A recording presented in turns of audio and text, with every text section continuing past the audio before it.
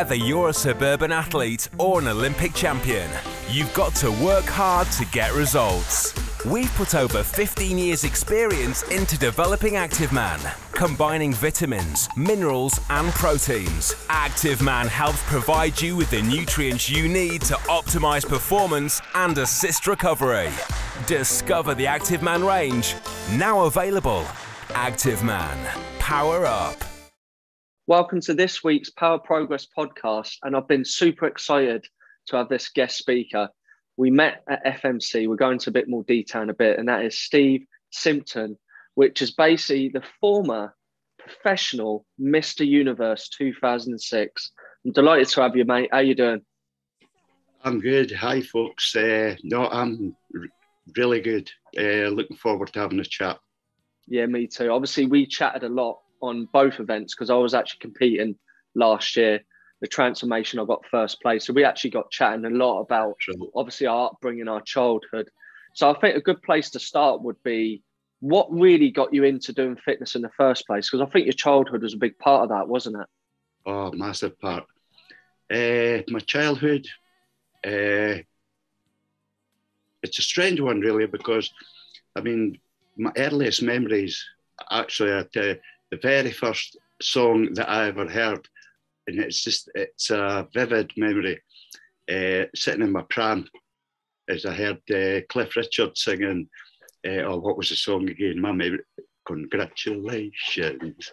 That was my very first memory of anything, really. I was brought up by a single parent, my mum, God bless her. She brought up myself and my brother. And it felt, basically, to encapsulate it, I just felt throughout my childhood as if I was a second-class kid. All I wanted to do was fit in, and I never ever felt that happened. All sorts of things, you know, we'd wear clothes for the welfare, we'd be lining up for free dinner tickets, and I just wanted to fit in. That was basically it. So I remember my uncle, Mr. Ian Lawrence, he was a Mr. Universe in 1974.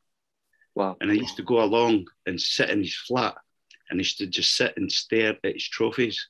I remember I was about 5 or 6 years old, and I used to pick up his magazines, his Health and Strength, and just sit and look at the pictures. And I remember I said in my head to myself, I'm going to do what he did. I didn't say I'm going to try. It was in the stars. I knew I was going to be Mr. Universe. And that was age 6 as well, when you had these thoughts. That's amazing. Yeah. It's funny with me because I don't even remember. I remember very little being that small. So it's really insightful that you've got them, you remember them crucial key factors, you know? Oh, yeah. I mean, the thing, like I was saying about being a second-class kid and that, I mean, getting bullied at school, I was always very short for my age and very skinny. I remember turning up at third year in the high school on the first day of term. I went to school early to stand at the gates to see if there were any of the new first-year kids were any shorter or smaller than me. No, I was still the smallest and the shortest. It's very similar to me. I was like the small one, and I always thought it's because my age, I was August the 28th, so I almost was a year younger. And I think it showed in my development when I was that small, you know? Well, I think I was a late developer because there was one thing I remember. There was a guy, same age as myself, and he started in the gym at the same time as myself, but he was a lot more physically developed, quick story. I remember because my uncle was training actually at the time for some big competitions, i.e. Mr. World, Mr. Universe, Professor Mr. Universe, and he had a training partner called Ken. And Ken used to wash the buses in my hometown in Kelso. And one day he just decided he was done with training. He had one junior Mr. Scotland and he just decided he was done. But the reason for quitting was incredible. He didn't want to go training because he couldn't finish the Rubik Cube. Serious. Serious. That's hilarious. My uncle was kind of looking around for a new training partner, and rather than pick me, he picked the lad, Alan, who was the same age as me, because he was more physically developed. In my uncle's mind, he must have thought he'll be able to cope with the pressures better. So both myself and Alan did our very first competition together at the Mr. Scotland, and neither of us got in the top 10. So Alan, because he was my uncle's training partner, I think in his head thought he was just going to walk in and win it. Yeah. Because he was Ian Lawrence's training partner. So he packed it in. So my uncle, in his wisdom, must have been looking around and said, "Okay then, it's your turn." And away we went. And I know to this day, he knows I was the best training partner I ever had. Yeah. How old would you have been about then? Well, I first set foot in his gym when I was 13. Yeah. So really that was the beginning of the gym scene for me. It was in an old hayloft back in the days when everything was homemade. 13. That's amazing. Rocky style. You started quite early, didn't you, really, with the weights? Yeah, very early, but I'm glad of that, because I talk quite often to people about, now they've got the benefit of hindsight, going to the gym at that age, it kept me away from all the distractions in life, especially for the young people that go off on different tangents. Exactly. It kept you very focused, didn't it? It gave me focus. Oh, it's huge. Obviously, with what we already mentioned, 2006 professional Mr. Universe, but we already spoke beforehand. You got, was it Mr. Britain, Mr. Scotland, and that led to the 2004 NABBA Mr. World. Would you say that was probably at the time a big achievement? Yeah, if you want to go about, I wouldn't say. I mean, that was a big achievement, becoming professional Mr. Universe. I was 4 times Mr. Scotland, but that was actually the hard one to win. Yeah. Because you were kind of still caught up in the pack, you know, and I had so many attempts at, I hadn't figured out my formula yet. Yeah. And I was still trying to figure everything out. So for me personally, it was harder to become Mr. Scotland than it was to become Mr. Universe. Wow. Yeah. And after I won that, and then getting past the Britain was quite difficult. Europe wasn't too bad, but by then I'd found my formula, and it was just, I knew I just got to keep doing what I'm doing, and the title will come to me, because I was getting better all the time. So it was just patience and hard work. Yeah. I think sometimes you get that belief when you do at least win something. I remember when I got my first place, and I felt from winning that first place, I don't know, there was a level of contentment with me that I had that then. So I could hit stage knowing that I've achieved that, if that makes sense. Well, that's belief in yourself, you know, it's just getting that belief in yourself and that you belong there. You know, it's, I mean, the whole sport, it's there, but it's all in there. If you want to be successful, you know, everybody should have a plan. If you're just going into the gym, for example, doing anything in life, if you haven't got a plan, you're shortening the odds on success. So, it's conversations, it's gym sessions, it's just life experiences, analysing everything. You don't even realise you're analysing everything, but you're trying to figure it out. I mean, I try and teach my kids things now that I've learned, i.e. basically they can have anything they want in life, absolutely anything, if they want it bad enough. And if they want it bad enough, told them, all you need to do is figure it out. If you don't get what you want, then bottom line, no arguments, you didn't want it bad enough. Didn't want it bad enough. I remember you saying that a few times at the event, and that hit home for me, definitely. All the time that I'm trying to help, try and give them a guide so they know they're on target and to be honest with themselves, you know. So, yeah, That's one thing. I'm saying bodybuilding, but the fitness industry, because I've been involved in all parts of it. Yeah. Is it's made me very philosophical and thoughtful about things and how things work, how people work. Yeah. Yeah. Yeah. There's that mindset to success, isn't it? I mean, I think that's mindset is so important with every aspect of your life. And like I said, what I love about the sport, fitness or whatever sport, you realize how crucial this part is. And if this bit's missing, everything else is going to come down, isn't it? That's right. Yeah.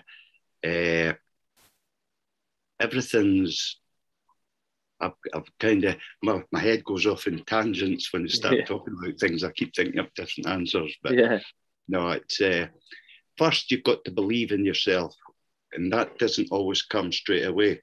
No. You've got the baby steps, then you'll grab something that makes you believe a bit more. Yeah, and then proof, isn't it? You need to prove to yourself. And then sometimes, and once you get to a certain level, there's just no stopping you. Yeah, I totally agree with that. You can, and obviously a lot of subliminal messages to get yourself in a good place. Yeah, to have that confidence, you know, and all that. Challenges are inevitable. Yeah. However, defeat is optional. Yeah. I love all these sayings. I love them all. Yeah. When we go into the mindset, and obviously actions play a big part to this, we had a discussion about the eating side to get into, you know, to that peak physique. And some ways we have crossovers where it's slightly different, because whilst I'll go off how I feel, I've got this, the phone, what I'm holding up. And these days we've got the food tracker, which I use a lot, but you wouldn't have necessarily had that. So you would have chosen more feeling based, wouldn't you? And obviously how your body looks and stuff like that. Absolutely. It's strange. I watch people just now and everybody seems to have a trainer, but we had to figure it out for ourselves. Yeah. This might, I don't know how this is going to sound, but I look at these people, I think, if you need a trainer, I'm not saying it doesn't work for everybody, but really they haven't got that self-belief, if that makes sense. You know, I think... Well, they certainly need help, don't they? The way I did it is because I did figure it all out for myself. Yeah. I'll start with, I mean, my uncle, he basically showed me how hard to train. He showed me the discipline, being at the gym on time, just the work ethic. He taught me that, but that was it. The rest I had to learn for myself. Yeah. And you're right. My theory, well, the way I work is, rather than using food trackers or X amount of I couldn't tell you how much protein's in a breast of chicken or or carbs in a baked potato. I tried to do it more instinctively. Yes. I.e., what I do, everything you need to know, especially when you're prepping for a comp, you should be able to figure it out by either looking in the mirror and how you're performing in the gym. And that's the basis for what I decide to eat. My nutrition. Obviously, I look elsewhere for information, and I've got all my supplements and everything. But basically, that's how I did it. I figured out, I just monitored how my training was going, how well it was going, and especially at comp time, week on week. I'll try and give you an example. I'd be practicing my posing and then having a wee look at how I was looking and how my condition was. And based on that, I would say, oh, right, I need an extra baked potato today.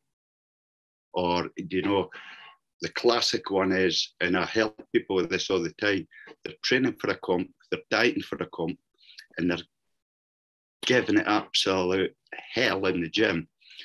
And one of the things I say to people is, it's not the person that boxes, it's not the person that trains the hardest or diets the hardest that's going to win a show. It's the person that boxes the cleverest with the knowledge he's got.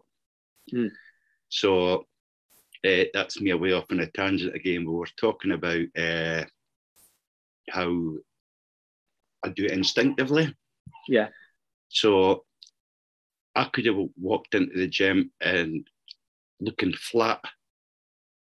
And I'm thinking, oh no, now that's where most people would sort of tighten up their diet because they confuse being flat with being fat. Definitely, 100%. If I was looking flat, I'd go straight home and have 2 or 3 extra baked potatoes.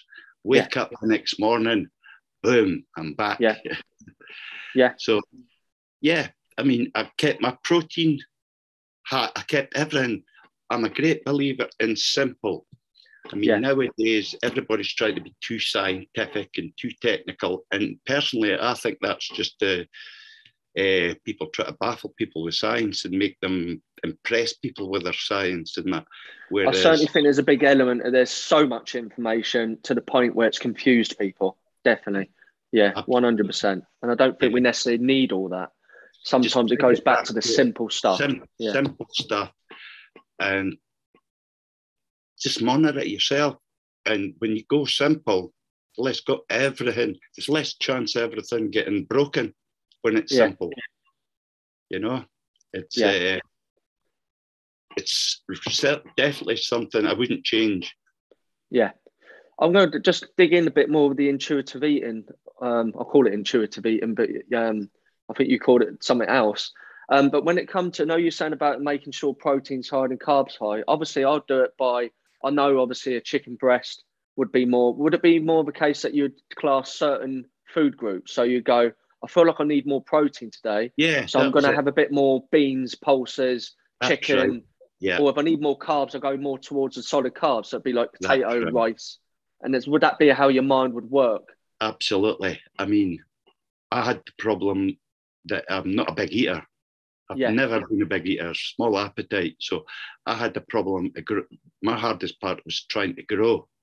Yes. Then I listened to some conversations and talked to a lot of people.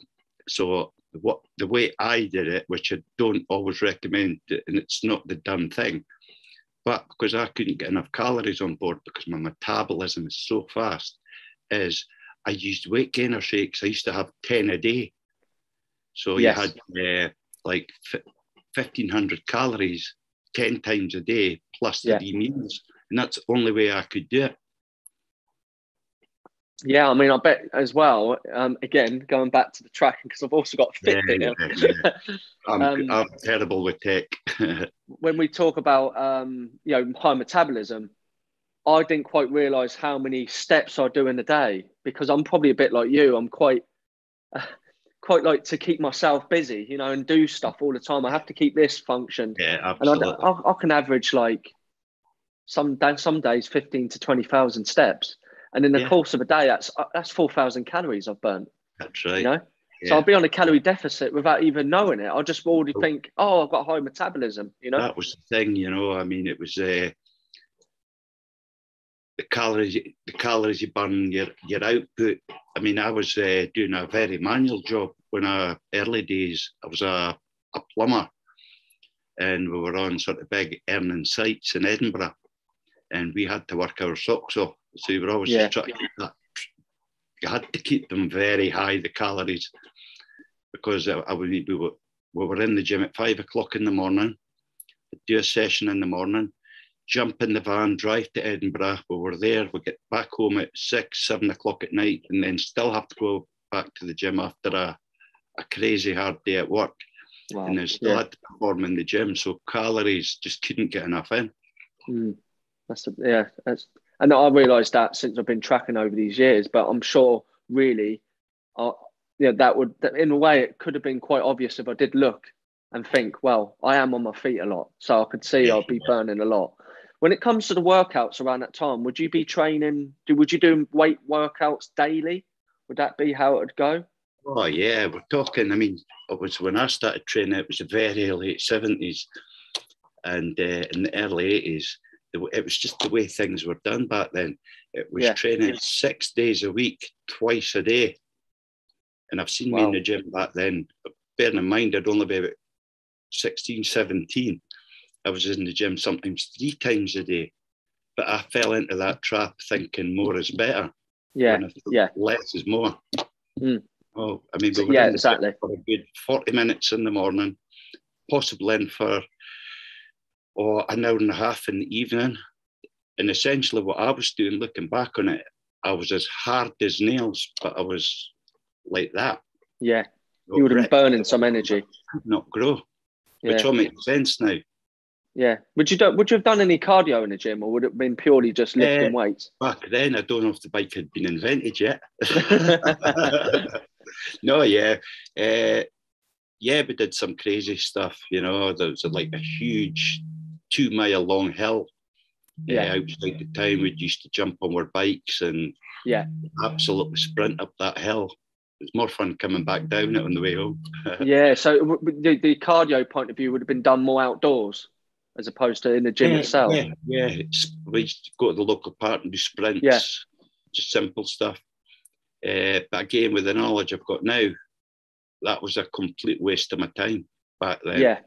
I'm not saying, obviously not a waste of time for everyone, but for me personally, it was it was detrimental to what I was trying to achieve. I was holding myself back. I mean, I guess that's where we go back to having that guide, isn't it? Obviously, you had your, was it your uncle, wasn't it, who was actually competing? So you would have, without even realising, you would have gained a lot of coaching and knowledge from him around that time. Yeah, you know? I mean, he taught me, it was very strict. Yeah. Technique was huge on, and he was a stickler for timekeeping. And yeah, he taught me so much. Yeah. Subliminal principles would have been a big factor as well. I think how people, their very first, the way they start off in the gym or who they're surrounded by, those habits tend to stay with them for the rest of their days. Yeah.